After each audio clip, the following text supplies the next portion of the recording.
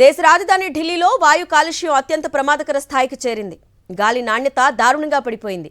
వాహన కాలుష్యం, నిర్మాణ వ్యర్థాలు, పరిసర రాష్ట్రాల్లో పంట వ్యర్థాల దహనానికి తోడు బాణసంచా పేలుళ్లతో ఢిల్లీ ఎన్సీఆర్ ప్రాంతం గ్యాస్ ఛాంబర్లా మారిపోయింది.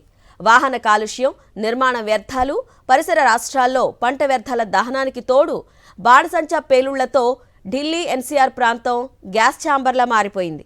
అర్ధరాత్రి సమయంలో గాలి నాణ్యత సూచి ఏకంగా 1991 పాయింట్ల రికార్డును టచ్ చేసిందంటే పరిస్థితి ఎంత ఘోరంగా ఉందో అర్థం చేసుకోవచ్చు.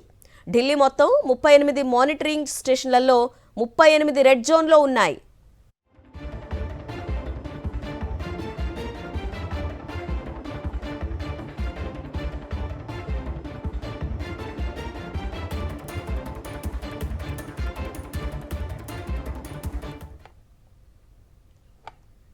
దేశ రాజధాని ఢిల్లీలో వాయు కాలుష్యం అత్యంత ప్రమాదకర స్థాయికి చేరింది.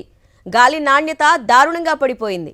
వాహన కాలుష్యం, నిర్మాణ వ్యర్థాలు, పరిసర రాష్ట్రాల్లో పంట వ్యర్థాల దహనానికి తోడు బాణసంచా పేలుళ్లతో ఢిల్లీ ఎన్సీఆర్ ప్రాంతం గ్యాస్ ఛాంబర్లా మారిపోయింది.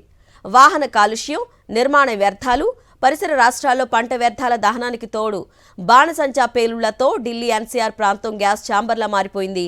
అర్ధరాత్రి సమయంలో గాలి నాణ్యతా సూచి ఏకంగా 1991 పాయింట్ల రికార్డును టచ్ చేసిందంటే పరిస్థితి ఎంత ఘోరంగా ఉందో అర్థం చేసుకోవచ్చు. ఢిల్లీ మొత్తం 38 మానిటరింగ్ స్టేషన్లలో 38 రెడ్ జోన్లో ఉన్నాయి.